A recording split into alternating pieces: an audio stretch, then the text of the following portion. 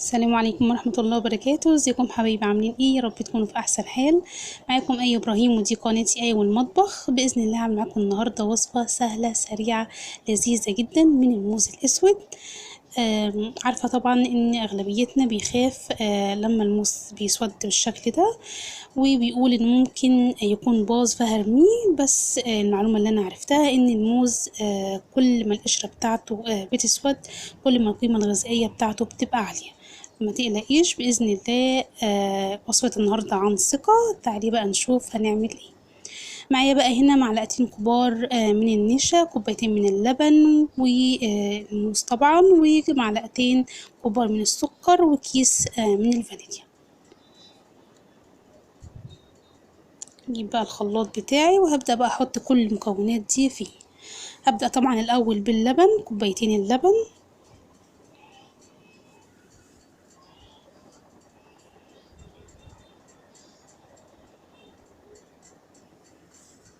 ومعلقتين السكر،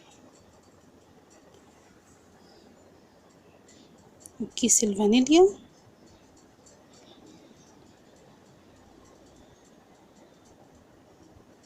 ومعلقتين هرميتين من النشا.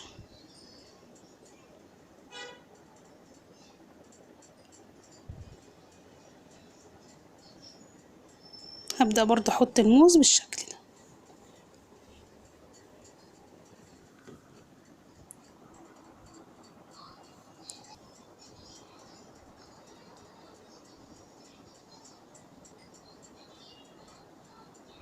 اضربهم بقى كده كويس جدا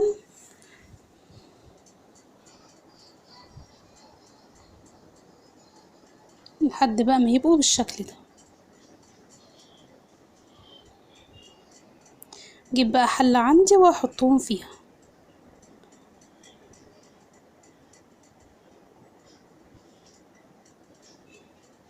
تعالوا بقى نشوف الخطوة اللي بعد كده.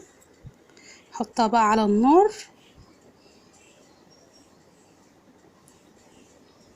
هبدأ بقى اقلب الخليط بالشكل ده، يعني كأني بعمل بالظبط مهلبية، بس بدل المهلبية العادية مهلبية موز. طبعا عايزة اقول لكم انه عشاق الموز باللبن هيحبوا جدا الطريقة دي، لان طعمها حلو جدا.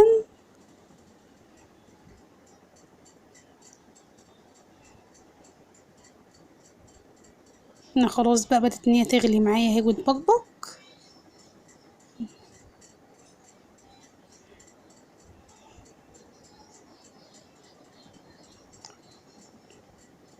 هنا بقى بعد ما رفعتها من على النار هبدأ بس اديها تقليبة كده، لانها بتمسك نفسها على طول المهلبية يعني.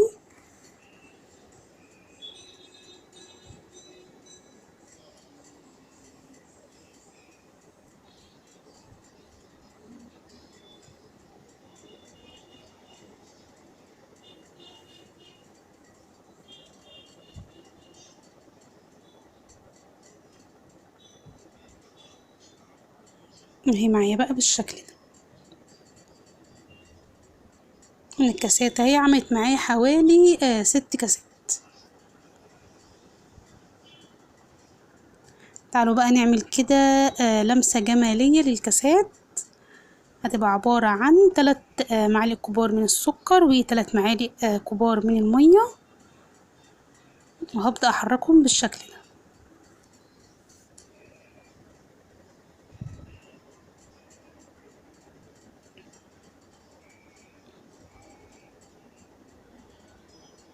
بدأوا ان هما بقى يغلوا معايا اهو.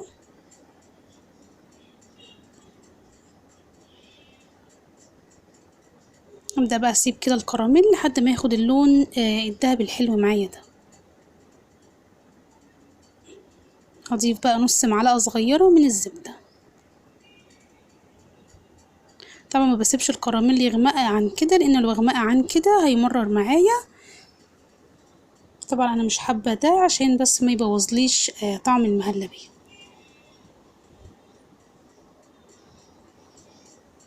حطيت بقى الكراميل هنا عشان اعرف بس ان انا اتحكم فيه. هبدأ بقى ازين بالشكل ده.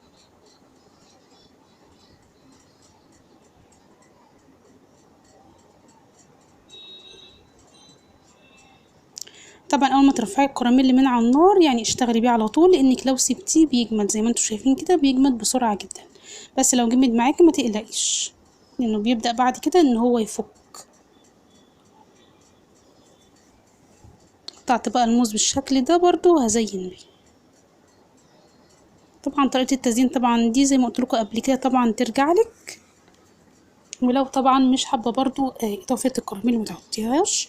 يعني انا جربت قبل كده المهلبية دي من غير كراميل، كانت فوق الممتازة. بس هي اضافة بس بتخلي شكل حلو للكاسة يعني. طبعا لو الفيديو ما تنسوش اشتراك في القناة واللايك الحلو. السلام عليكم ورحمة الله وبركاته.